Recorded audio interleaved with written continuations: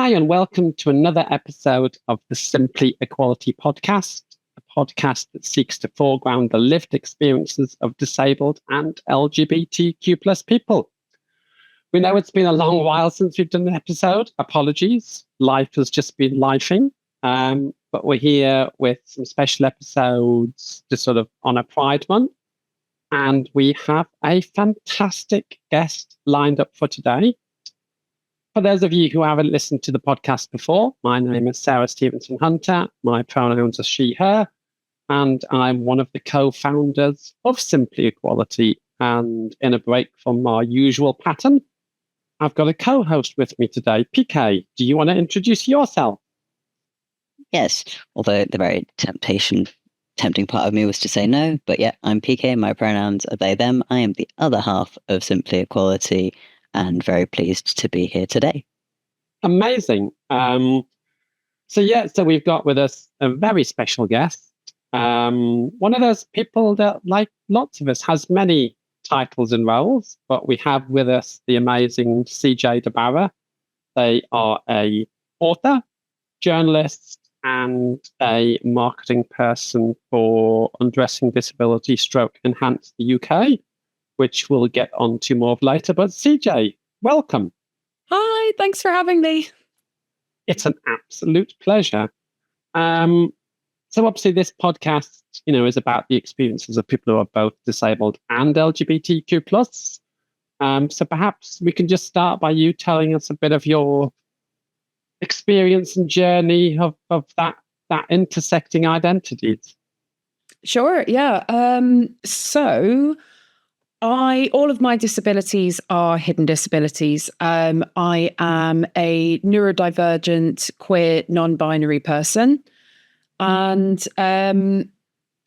so all of my disabilities are hidden. I was diagnosed with attention deficit hyperactive disorder, just to give it its long-winded title, but it's ADHD for short. At the age of 10, I also have oppositional defiance disorder, which comes along with ADHD for some people. And then just to really sort of round off that experience, I was later diagnosed with generalized anxiety disorder as well. So I have a lovely mix of those three conditions going on. And even though I was diagnosed at quite a young age, it wasn't really until I was in my sort of 30s, I think, before I started to accept any of those conditions, because growing up neurodivergent and growing up queer in rural West Cork in Ireland, there wasn't a lot of support.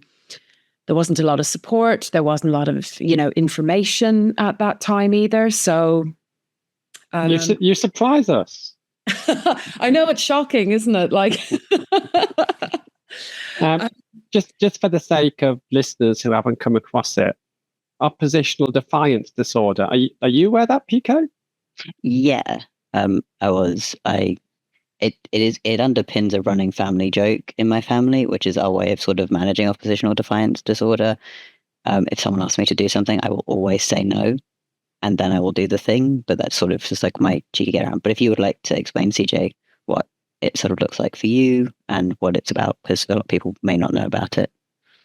I mean, for me, I think it's always been kind of a struggle with authority, a struggle with strict routines and kind of ways of doing things, if that makes sense.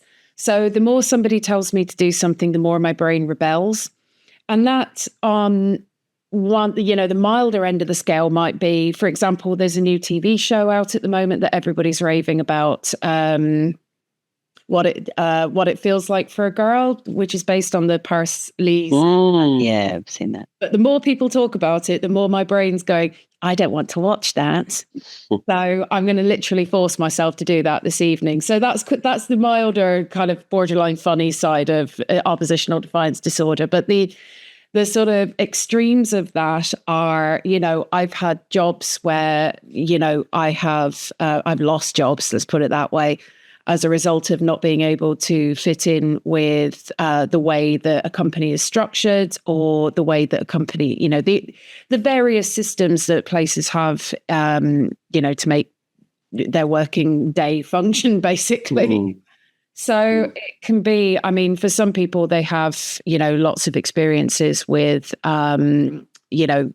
the prison system as a result of their oppositional defiance disorder as well. So thankfully, I've not had that experience myself, but I do know that it is a heightened risk for people, not just with ADHD, but oppositional defiance disorder as well. Oh, well, thank you. I mean, you mentioned, growing up in rural Ireland, navigating the world as somebody neurodivergent. I mean, how difficult was it? Well, the best way of describing this is to tell you about a very early experience that I had with being at school and around the time of my diagnosis. So, just to age myself, I'm gonna give you the year, so 1996, and I went to an all girls Irish Catholic school, and I was taught by nuns, just to really set the scene here for, what was a very inclusive environment. I'm sure it was, yes. Oh, God, yeah. So basically, my mum fought very, very hard for me to get a diagnosis and for her to be able to get support as well and possibly access to medication. So when she came in to have that conversation with the school, and I mean, I'm under no illusions that I was not the easiest of children, given that I had oppositional defiance disorder and ADHD. And there was no such thing as the social model, the Equality Act, any of that, all of that kind of framework stuff that I understand today just did not, on a day-to-day in 1996 in West Cork exist. And when my mum told the head nun that I had ADHD, she turned around to my mother and said, "Oh, she hasn't got ADHD. She just needs a good slap." Oh my gosh! I mean, I'm shocked, but I'm not shocked. Well, because people think that if you're diagnosed young, you have you must have loads of access to, all the information, and you must have figured out how your brain works over the years. And you somehow magically have access to this manual of what neurodiversity looks like for everybody. And actually, what ended up happening was I became so angry about my neurodivergence that I refused to engage with it. I refused to tell people. I refused to, ask for help, ask for reasonable adjustments. I didn't even know what those were. I didn't even know I was allowed, So I talk about coming out in the late 2010s. And I mean, I came out loads of times, actually. Unfortunately, it was a long process, but, I think the first was coming out as a lesbian, the second was coming out as non-binary, and then the third thing was accepting and coming out as neurodivergent as well. Because I finally, around 2020, when I started writing a book on my ADHD, that was when I finally started telling employers, partners, anyone, that, well, actually, I'm neurodivergent. And then it took me another 2 years to be able to say the word disabled. So I guess the question that springs to mind is what sort of changed for you? Because obviously there wasn't a magical, this is neurodiversity and here's how to unpick internalized ableism and now accept who you are. Everything is great booklet. It'd be great if there was, but sadly not. So yeah, what changed? Oh, I would be first in line for that booklet. Perhaps we should write that, darn it. Oh my God. I have thought about it, in fairness. Just writing a understanding and accepting you. Here are some small steps. So in 2020, which was obviously a great year for everybody, I was in a long-term relationship, and within the first month of lockdown, I moved into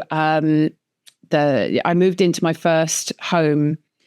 And my relationship ended at the same time. So I ended up doing most of lockdown alone in this house with no furniture in it, no nothing, because all of the furniture deliveries were cancelled. So My mental health wasn't in a great space.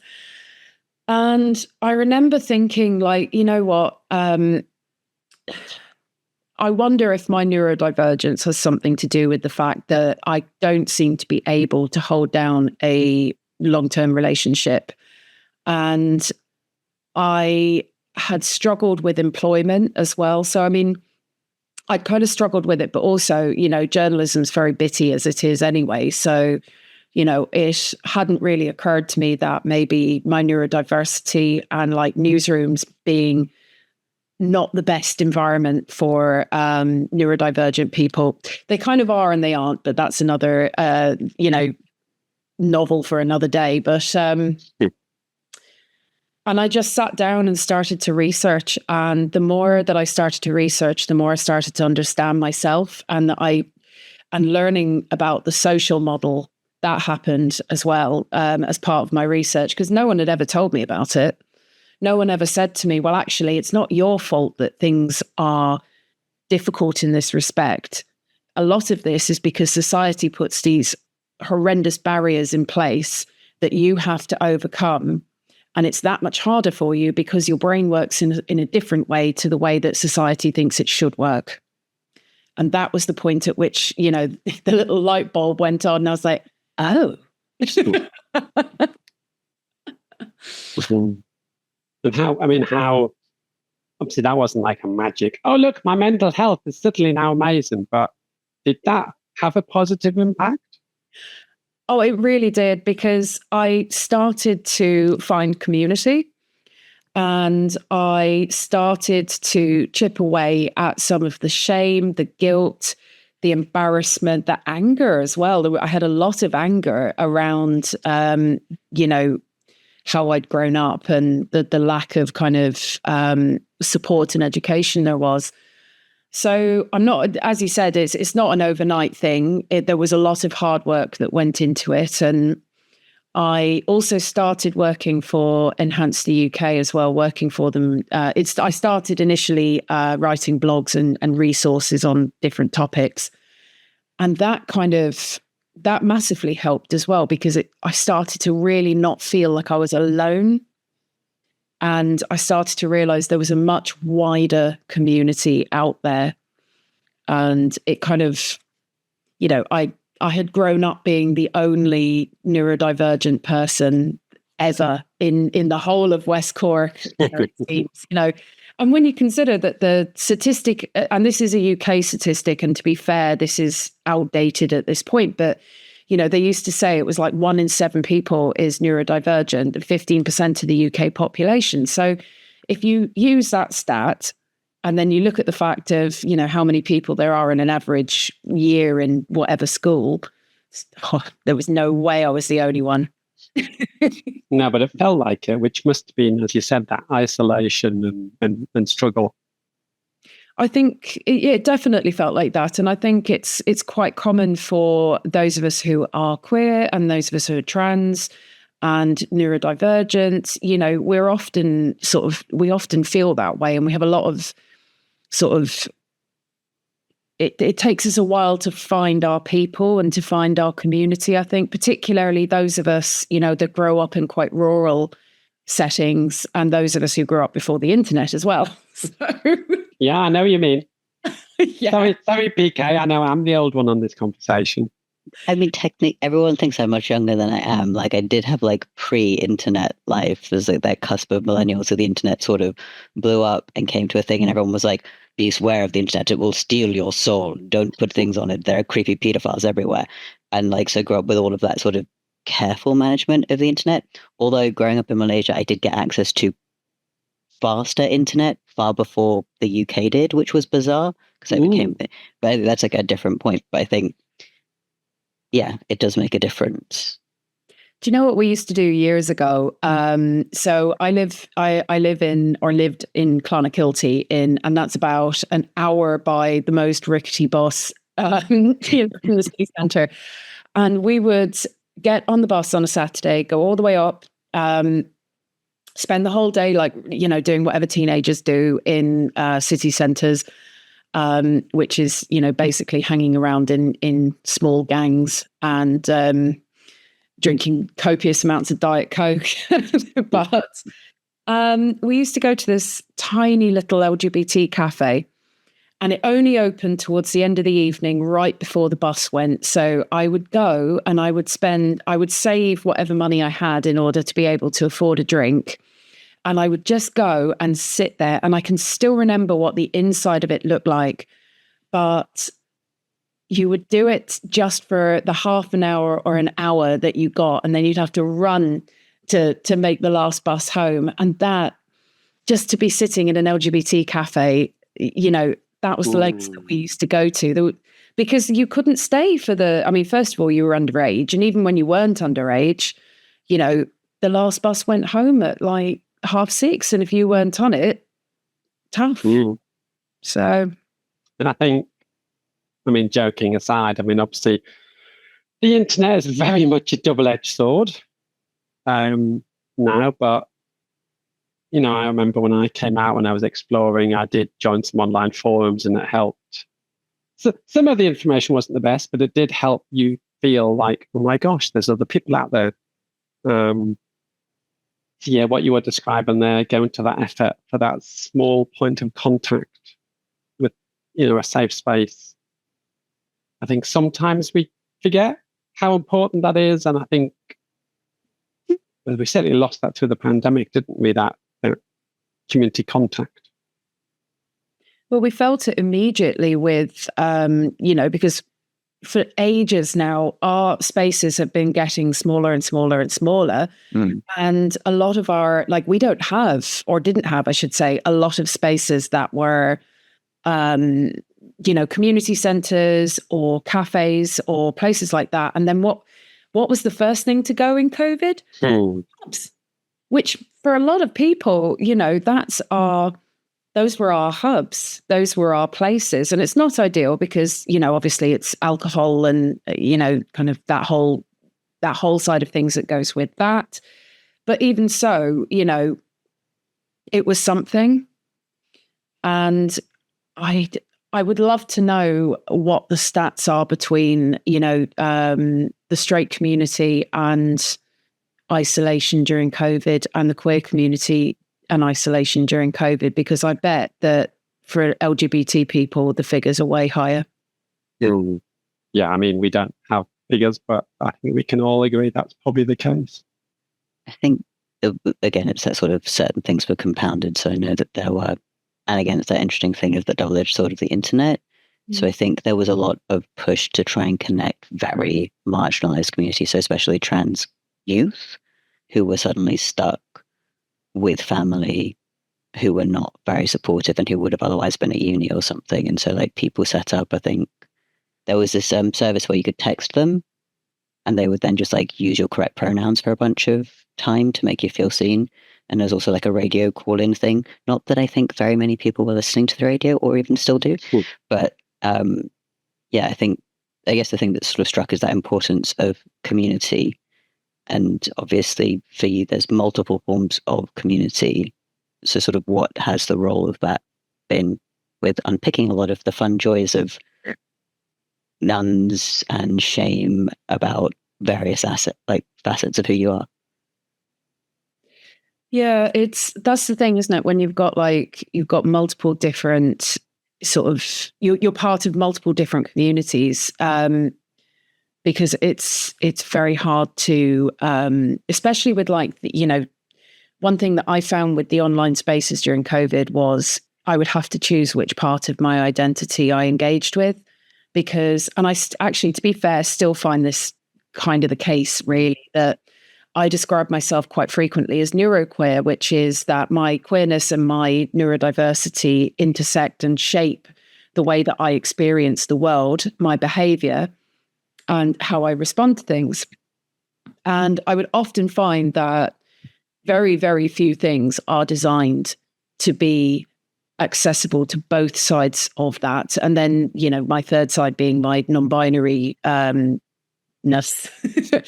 And I would have to make a decision, and as I said, still do, about which side of my identity is catered for. Do I go for the place that is there's quiet rooms and it's maybe a bookshop, or it's a safe space that I can be in as a neurodivergent person? Or do I go and engage with my queer side, which could mean, I said earlier that a lot of our spaces are pubs and clubs, which, the lighting, the music may not be accessible for me.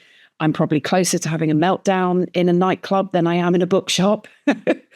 And then the third thing is, do I go? I mean, there's not very many non-binary meetups or spaces around. So do I go to places that are going to misgender me and, refer to me using terminology that I would rather they did not?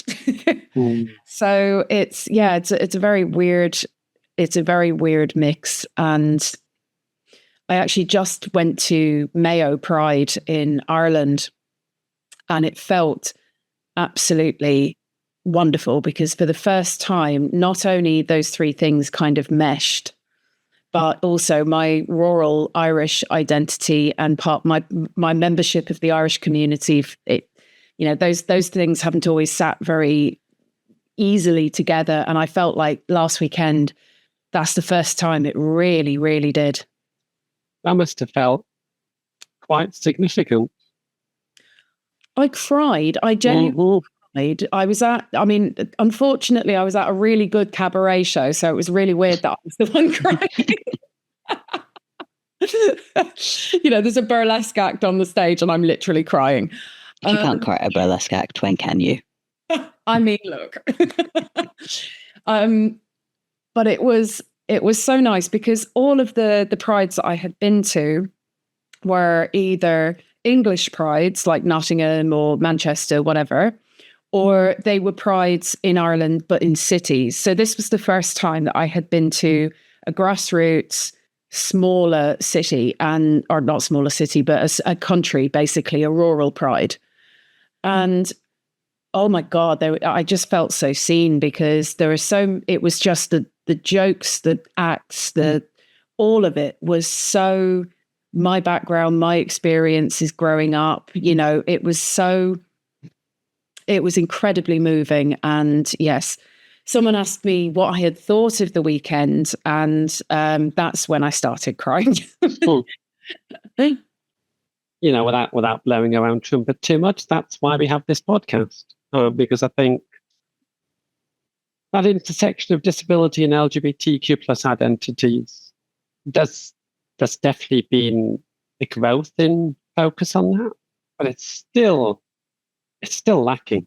So I wrote my first book, Neuroqueer, in 2020, and at the time, there were only 2 books about neuroqueerness, and so now in 2025, there's still only 2 books about neuroqueerness.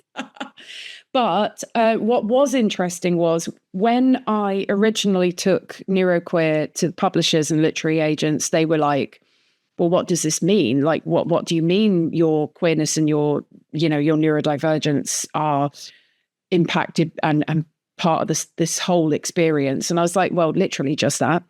What it says on the tin. Yeah, but they didn't want anything to do with it. They were like, I got told so many different things, from like, oh, there's no market for books about ADHD in women. One publisher asked me to put more, to include more straight men in the book. And I mean, this is a memoir from, it's part memoir, part research. So, given I'm a lesbian, that's probably not going to happen, the inclusion of straight men, cisgendered straight men. So, but interestingly enough, I actually, in 2025, had a publisher approach me about doing a sequel. And this time they were like, actually, no, we would like you to do it. We want it to be Neuroqueer. That is how much things have moved on in the space of 3 years. So there may only be 2 books now. Myself and Dr. Nick Walker is the other person, his book, Neuroqueer Heresies. But there will be a third one coming up. But that's incredible as a point of how far we've come as a community.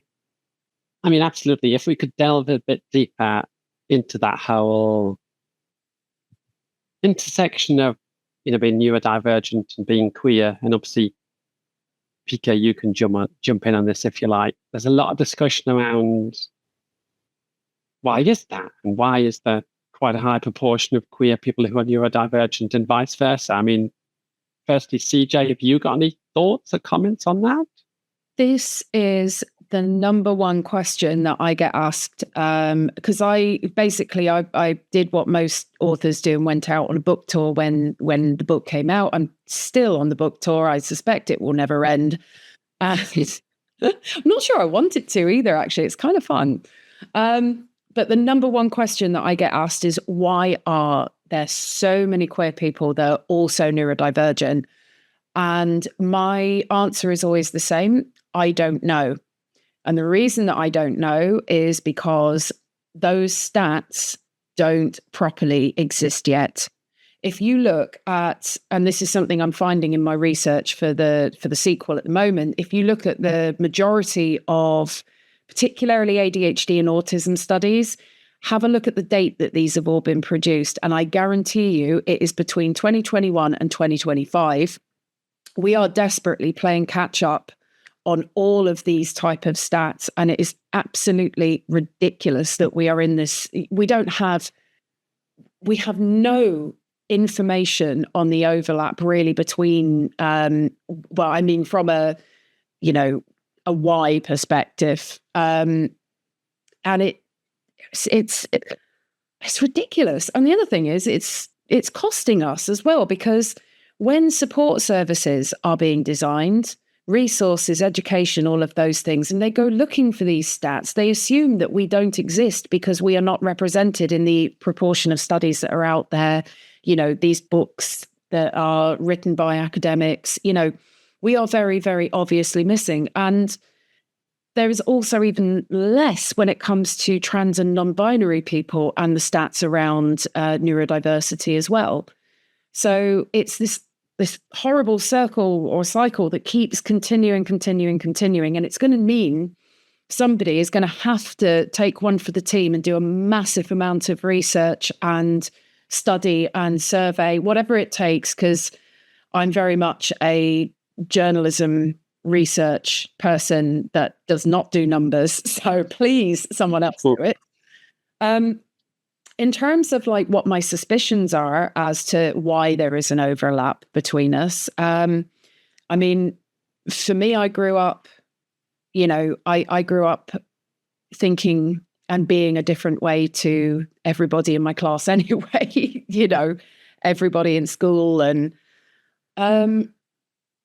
so it made sense to me that, queerness made sense to me. Polyamory made sense to me. All of these different things made sense to me because I was like, well, society will have you believe that the way that I think is wrong, the way that I behave is wrong, when actually it's just part of how my brain works. So, it's almost as if...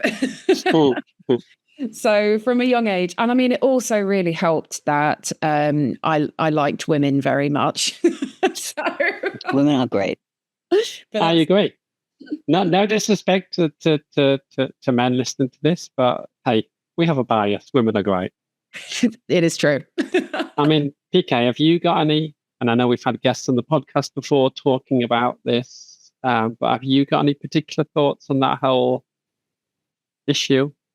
I have lots of thoughts, but I also have I am also like a numbers autistic, so I really enjoy the maths. And one of my frequent frustrations in terms of statistics and analysis is people act like they're sort of devoid of emotion. And I think one of the biggest barriers towards getting accurate statistics on the overlap between queerness and neurodivergence is trust. Both communities famously not a lot of trust in those people doing that kind of data, and especially in a trans context where I remember going for top surgery. I was really, really worried that having an ADHD diagnosis would be used against me. And I had it in Spain, and when I told the Spanish doctor, he sort of looked at me and was like, "You're trans." I was like, "Yes." So, okay, that's it. Fine.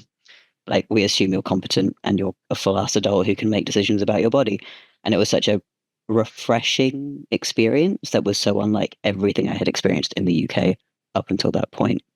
And I think when we look at trying to get these very, very necessary, very relevant statistics so we can even begin understanding the scope of what at the moment is just anecdotal. Most of my friends are queer and neurodivergent.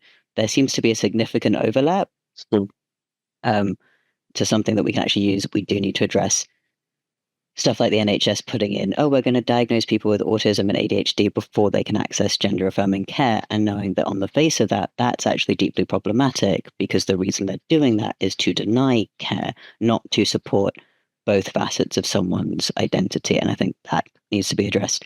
And yet, similar to CJ, it's that whole, when you exist outside of what everything society tells you you should be, I think you're more likely to be like, well, if this is bullshit, why isn't this also bullshit? And so, in terms of polyamory and gender, and being like, like, something that held me back was the idea of, being a womanhood is like supposed to be uncomfortable and no one really likes this anyway. And so I was like, this is just like normal, that it feels so unpleasant. And then I sort of met more people and I was like, oh no, it's not normal. This is what's going on. And so I think it's just, when you're on the outside, especially when you have multiple forms of outsiderness, you're more likely to be like, well, why that doesn't fit, so what else doesn't fit and isn't real? Yeah, absolutely. I mean, related to that, CJ, what do you think about, there's a lot of discussion about whether being neurodivergent is or isn't a disability. And I guess that's a similar discussion, but again, have you any thoughts on that? I do. It took me until 2020 to really accept and become comfortable with my neurodivergence. And then another sort of 2 years for me to start using the word disabled to describe myself. And there's a couple of reasons for that. And the first is, we all know, that there are laws in place with the Equality Act, all of that, or we should do. But the Equality Act doesn't help you on a Friday night where you're absolutely struggling with the journey that you are on as a human being. And, you feel those very physical barriers or emotional barriers or, organizational, whatever it is. It's a very personal journey getting to grips with using the word disabled to describe yourself, because there is such a huge level of vulnerability that comes with that. And, I grew up with a very, rigid idea of, because, it's just, there wasn't a lot of information and education around disability when I was growing up. So we were very much given that rigid idea of, if you are somebody that is physically disabled, that is disability. Neurodiversity is just, it's an abstract thing. It's not a disability. You have to be like a wheelchair user to be disabled, which, as we know now, is absolutely not the case. So that's part of why it took me so long. I do know that within the ADHD community, there's very conflicting sort of ideas on this, and it's very hotly debated. And certainly when I was interviewing people for my first book, I always think of these two people when it comes down to this debate. I interviewed one guy who was a cisgender white CEO type, so very suited and booted, and I remember asking him how he felt about it personally. And he was like, I don't consider it a disability. I'm not disabled. And a couple of days later, I interviewed somebody who was a trans artist. So, polar opposite experience to the previous person.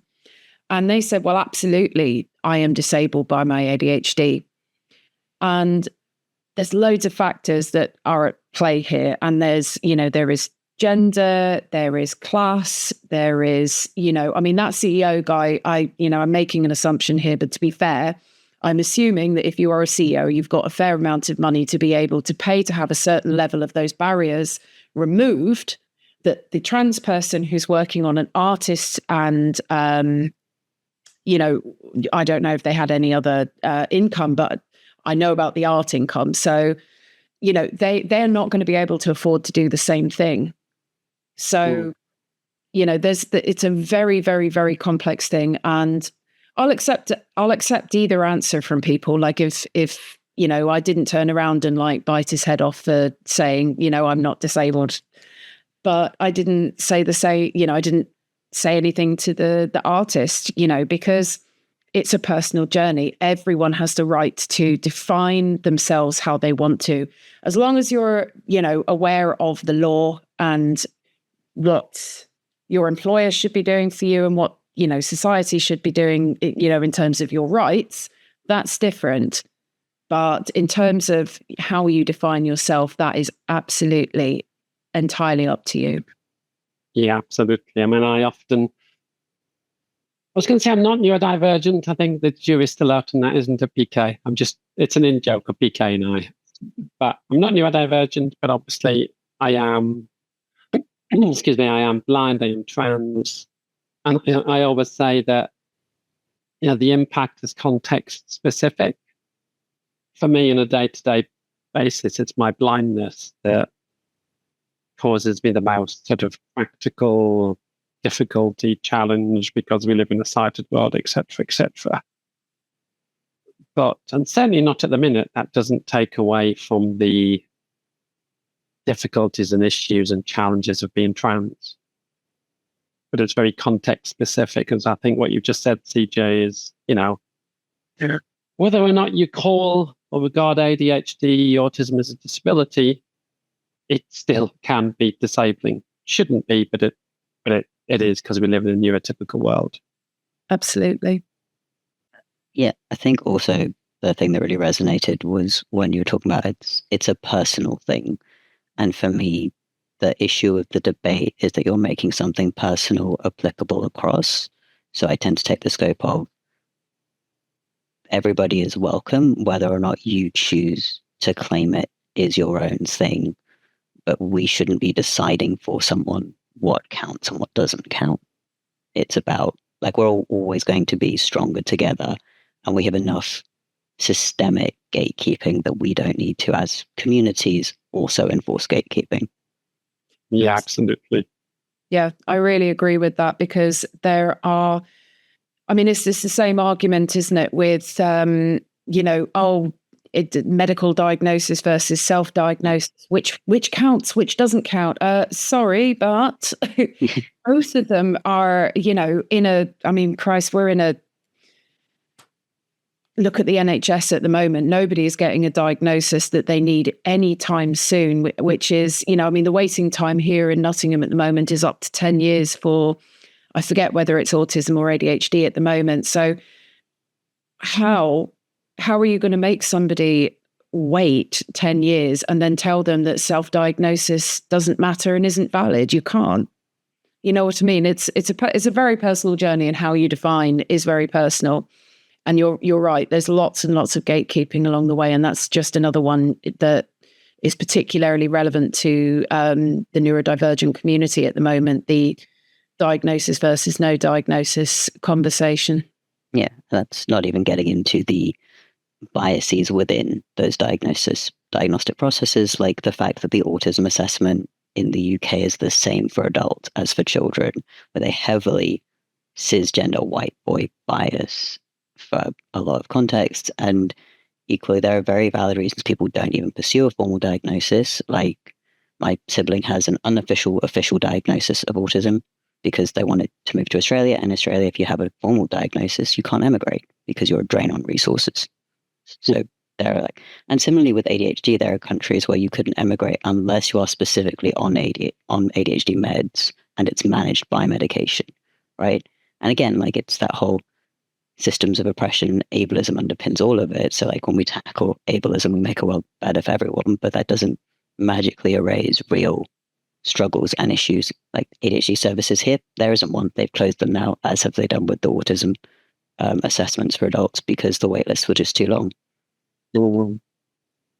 I mean, one of the one of the comments, one of the things we often get in our training, CJ, is people saying, "Oh, well, everyone's neurodivergent these days, and everyone just wants to get a diagnosis, and it's a bit of a bandwagon." Again, I'm guessing you do, but do you have any thoughts on that? One or two. That you might. Yeah, we get this a lot in the training that we do. This idea that everyone's a little. It's like, well, I get where you're coming from, and I know, and I hope it's coming from a good place of, wanting to make somebody feel a little bit more included. When in actual fact, when I hear that, it just makes me feel a little bit like,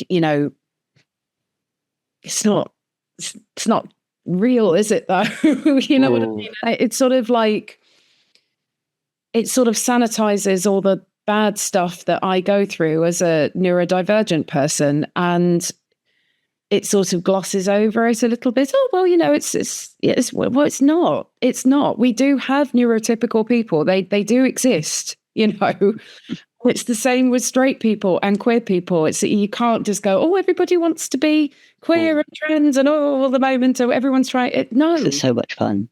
Exactly that. Like, we're just over here. I mean, to be fair, it is fun, though. It is. Also, at the same time, come on now. But it seems to be this thing at the moment that everyone enjoys, and by everyone, I mean the media. And that pains me as a journalist to say that, by the way, immensely pains me. But I never thought that I would get to see a situation where a, sort of mainstream media newspaper feels justified in running a cartoon of Hitler and talking about ADHD within that cartoon. Thanks for that, The Spectator. It's this very much this thing at the moment where it's okay to, beat down on people who are trans and people who are neurodivergent, and to dismiss both in a way as a trend. In actual fact, what I think, we all know, all of us here know that trans people have always existed, neurodivergent people have always existed, goes without saying, but for those that need to hear it. But I think the reason that we're seeing a lot more of it at the moment is because people are watching TikToks, they are looking on YouTube, they are doing the research. Look at how many more books there are that have come out in the last 4 years. And that's a wonderful thing if people are being able to recognize themselves. I think it's come a lot with visibility, and that's a good thing. We've talked a lot about the challenges, the difficulties, which are real, they're valid. And I think if you're part of the neurodivergent LGBT community, we send strength and solidarity to you all listening. But if you flip that, okay, what can we do? Obviously, Simply Equality, we do training around disability and LGBTQ issues. You work for Enhance the UK, which is a great organisation. We've actually had your chief exec on this podcast a few episodes ago. Go and look that up. Jenny Williams. She's a wonderful human being. It was a great interview with her. We love the work of Enhance. But what would you say are some of the key things that employers can do to help make their worlds more neuro and queer inclusive? I know, big question, but give us a few answers. I think there's this expectation that employers have to do loads of fancy stuff and loads of expensive bits and bobs, and you have to get in all the things.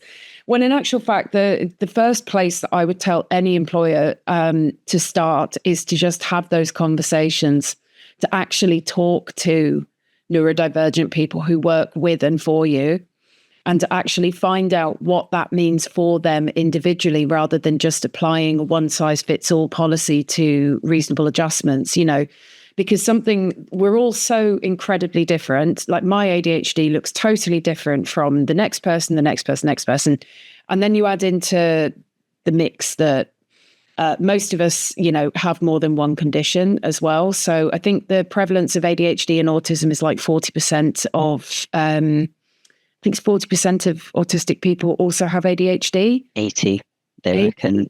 They reckon 80. Yeah. So it's wild. It's absolutely wild. So it's going to look different for absolutely everybody, but I also think as well, don't just have that once-off conversation. Keep having those conversations, because reasonable adjustments that are put into place in 2022 are going to look so different in 2025 because of changing technology, but also my needs will change. One of the ways in which my disability has changed in the last 2 years, I am now experiencing perimenopause, and I actually have early perimenopause, as I started at 35. So HRT is, not only a godsend, but a big part of my life. But that has totally changed how it's affected my balance, my brain fog, my memory, all of these things. So I didn't have to talk to employers about that back in 2020. I do now. But if you don't consistently check with your employee what are things looking like for them, how you can support them as they progress, then those barriers that that you sort of removed in 2025 are going to start creeping back in different ways. So that would be my initial recommendation for any employer is start small and grow it out from there. You can work your way up to quiet rooms. You can work your way up to, it bringing in things like Grammarly and all of that. But you've got to know first what your employee actually needs. And what about somebody who's listening to this who is neurodivergent or thinks they might be, but, given what we said about length of time for diagnosis, perhaps thinking back on your own experiences, CJ, what would you just say to somebody listening who's having those struggles, facing those challenges in the workplace? I would say what helped me the most was learning what my traits look like. So learning what my ADHD, oppositional defiance disorder, and I have to find like a nice word that encompasses all three of those, that just, isn't three massive, long-winded condition names. But my neurodivergence, I had to figure out what that looked like for me, because I can't ask for help if I don't know what help I actually need. So that took a lot of soul searching, a lot of research, shameless plug for Undressing Disability, but we do run support services called Love Lounge, where you can come and talk to, it's a user-led service as well. So everybody there is disabled and, have a range of different backgrounds. But, it is our responsibility in a way to do that research and to get to grips with what it looks like for us. And it is life-changing when you do. So whether you go for a diagnosis or you don't, I would say do look at what it means for you. Yeah, and just another shout out for Undressing Disability. I am one of the Undressing Disability people as well. So it's a great service. Do go check it out. So Undressing Disability is a campaign from Enhance the UK, and it was created by Jenny, the wonderful Jenny that you mentioned earlier. And it aims to sort of share education, information and different campaigns around sex, love and relationships for disabled neurodivergent people. We also do workshops, we do talks, events, all sorts of things, all aimed at getting these topics into whether it's, into the media or actually like educating people on different topics. We've done events on menopause. We have an event coming up on kink for disabled and neurodivergent people. We really do tackle a lot of different subjects, but it's so badly needed. But you can find Undressing Disability on all of the various social channels, especially Instagram. And that's it, really. We will put some links in the show notes. And just to say, Undressing Disability, it doesn't specifically focus on LGBT/queer identities, but it's very queer inclusive, isn't it? Absolutely. I mean, it's very, very open. Very, very open. And a lot of us that have worked on various campaigns over the years have been queer, and I'm queer and non-binary, and I've been here 5 years now. As with all of our guests, there's so much more we could talk about. We're coming towards the end, but I'm just wondering, from your experience, what would you say you've learned through navigating the world as being somebody who's queer and neurodivergent? I think the biggest thing that I've taken away from it and learned from it is that not everything that I don't have to fit into everything.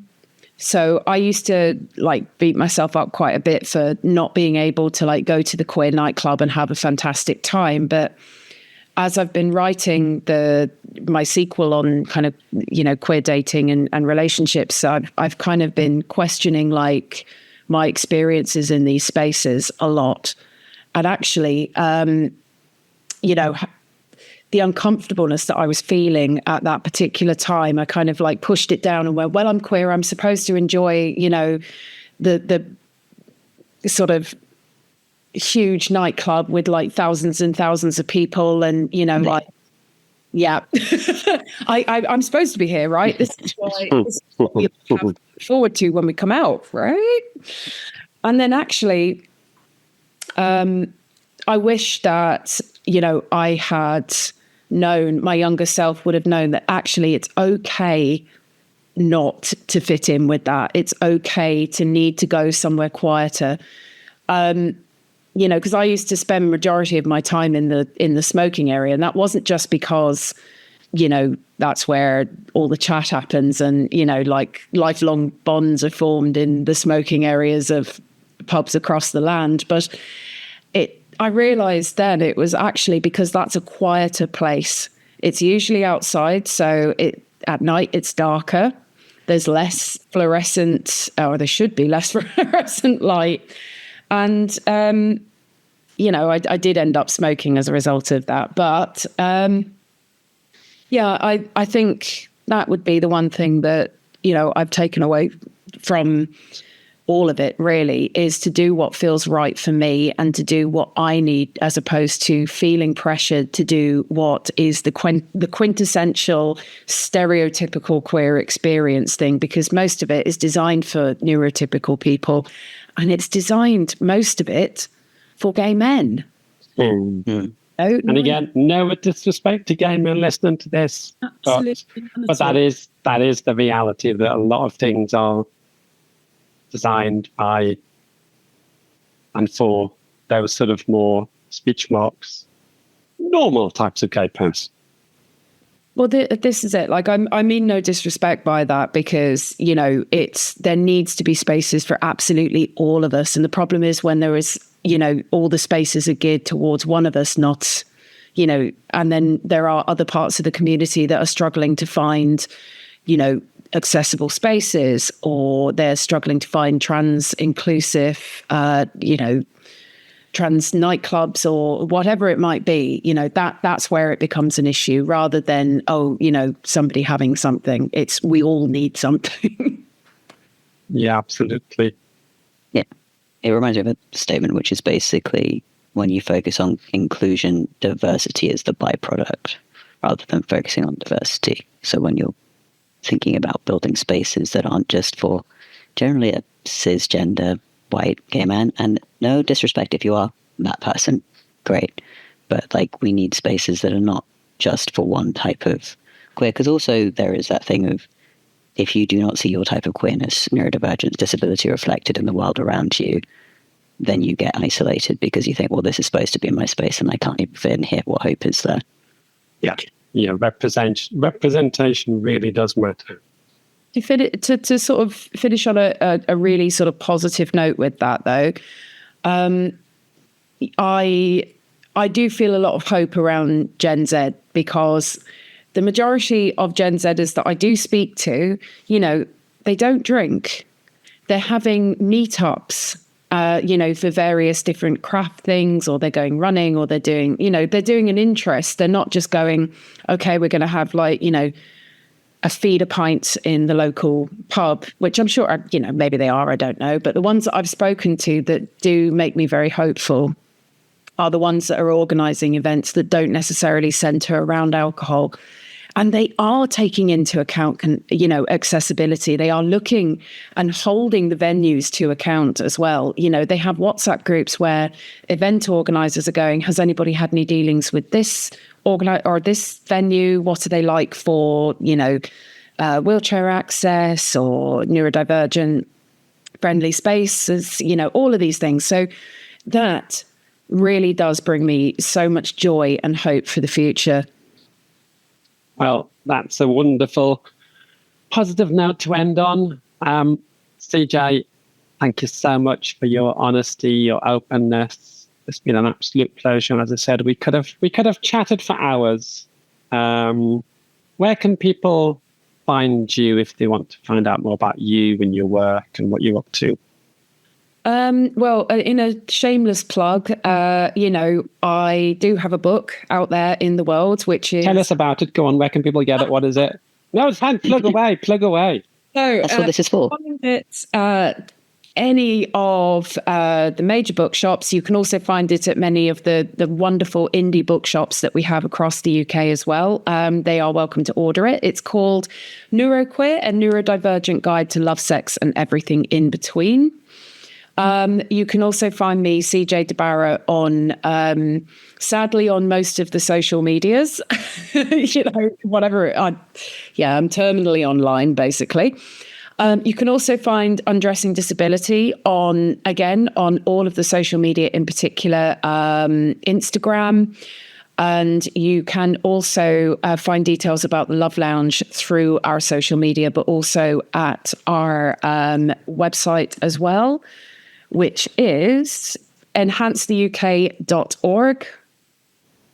And yeah, that's where you can find me. Amazing. Well, again, thank you so much. It's been an absolute pleasure. And good luck with everything. Yeah, thank you. Thank you for having me. Thank you for listening to this episode of Simply Equality Podcast. Please feel free to like, subscribe and follow so you don't miss an episode,